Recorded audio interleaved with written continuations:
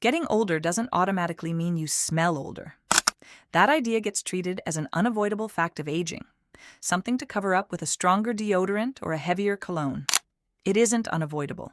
It's usually the result of small hygiene habits that quietly stop being enough for a body that's changed, while the routine around it stayed exactly the same as it was 20 years ago. Japan's approach to this is built on one core difference: prevention instead of masking, not a stronger fragrance layered over the problem.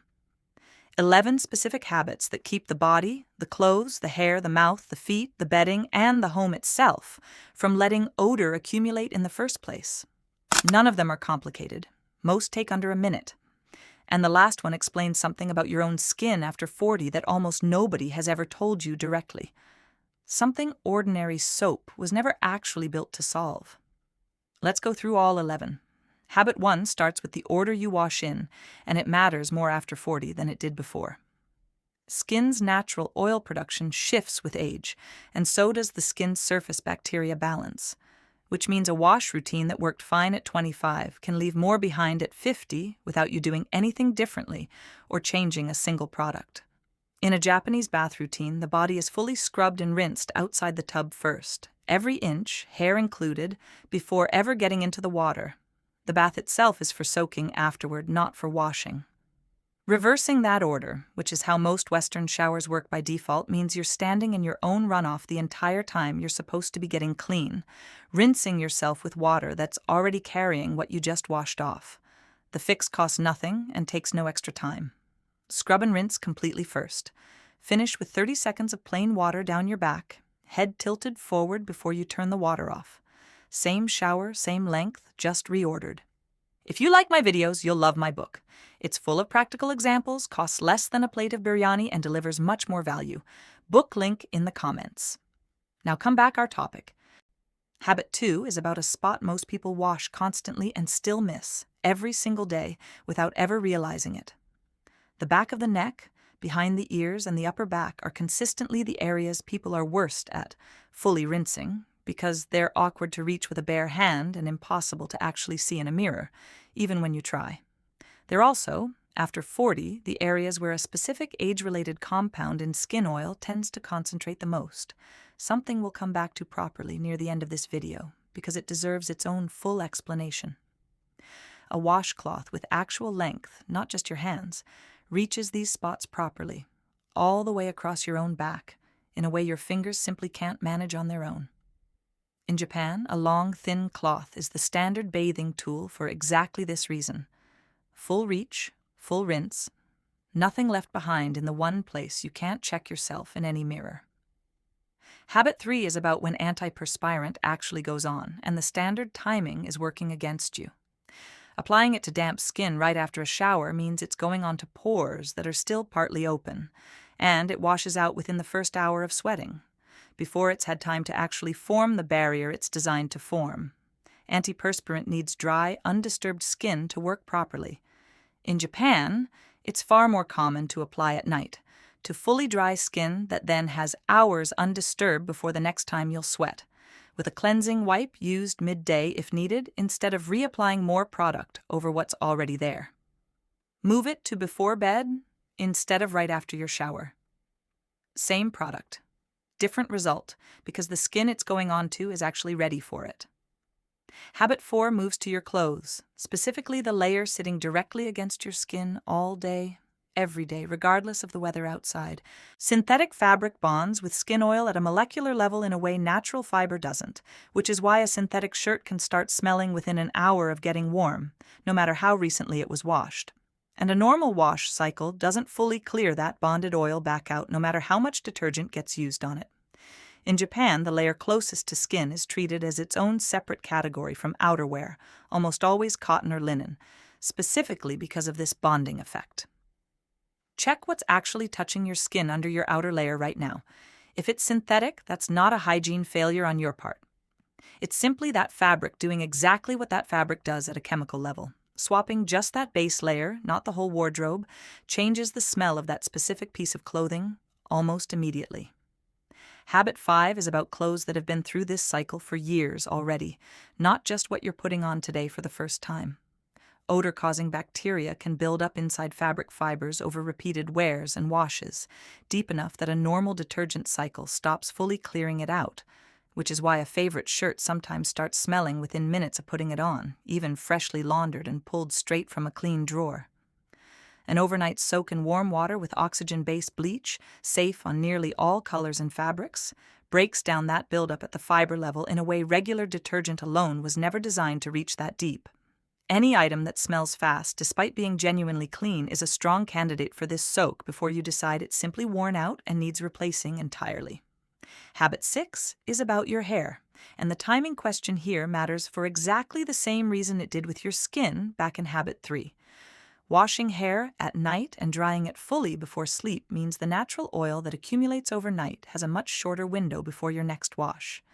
Compared to washing in the morning and going into a full day with that same oil building up against a pillow the entire time you're at work or out in the world. Night washing, with hair genuinely dry before sleep, not just towel damp, fully dry, is the more common default in Japan for exactly this reason. It interrupts the buildup at the source, instead of letting a full day and a full night stack on top of each other before the next wash finally arrives. Habit 7 is in your mouth, and it's the step brushing alone was never actually built to handle, no matter how thoroughly you brush.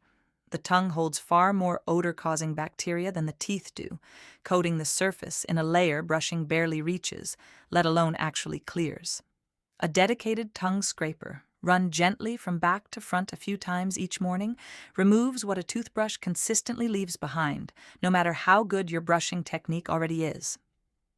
This is a standard, unremarkable step in Japanese oral care, done as automatically as brushing itself, not treated as an optional extra reserved for people with a specific problem.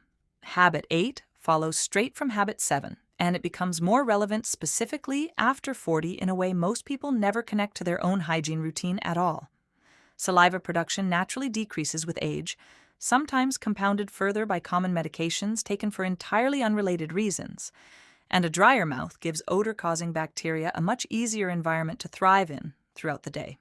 Rinsing with plain water immediately after eating, not mouthwash, just water, right after a meal, flushes food particles out in the first few minutes when it's easy rather than hours later once bacteria have already gone to work on whatever's left behind between your teeth and along your tongue. Staying deliberately hydrated through the day matters more here than most people realize, precisely because the body's own natural rinse system is producing less than it used to, quietly, without any obvious symptom to alert you. Habit 9 moves down to your feet, and it's a spot almost nobody actually washes on purpose, despite touching it with water every single day. Water running over your feet in the shower is not the same as actually washing between each toe with a hand and soap, deliberately, the way you'd wash any other part of your body.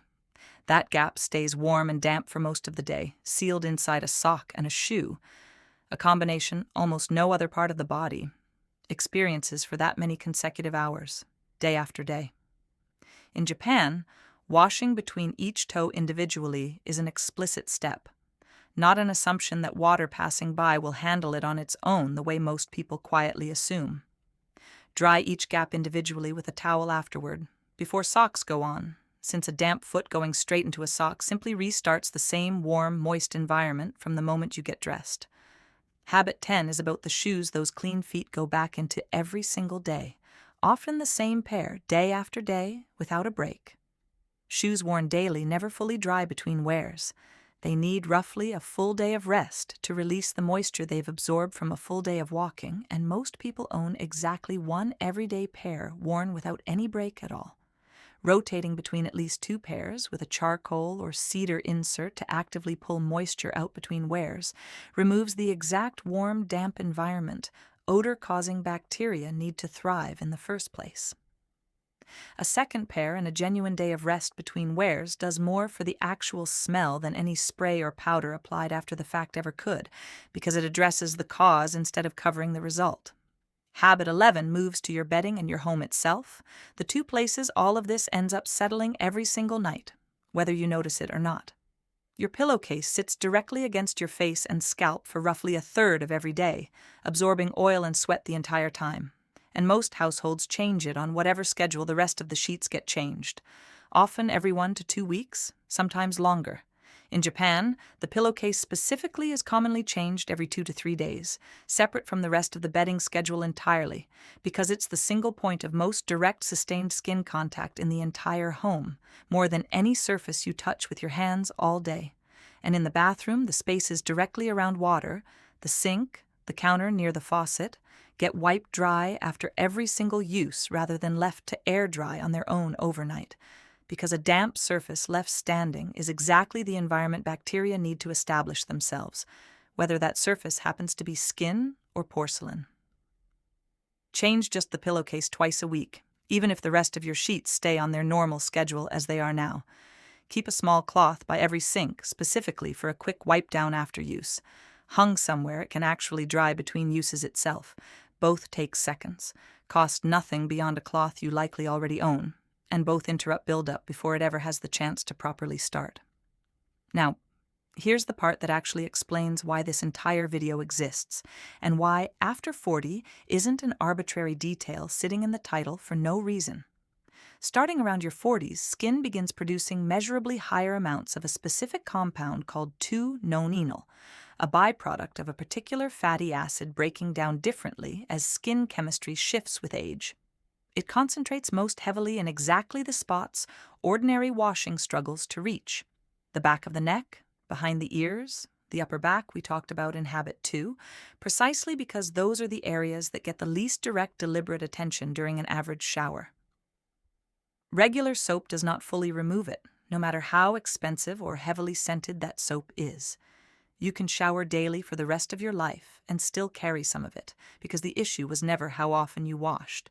It's that this specific compound accumulates precisely in the places your own senses have the least access to, and standard soap simply wasn't formulated with it in mind when it was designed decades ago. In Japan, this has a specific name, kareishu, aging odor, identified and taken seriously enough decades ago to have its own dedicated soap category built specifically around persimmon tannin, a natural compound shown to bind to and neutralize it more effectively than standard formulations ever could.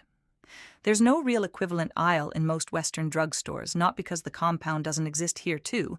It exists in every human body as it ages, regardless of country, but because nobody ever gave it a name worth putting on a label and building an entire product category around.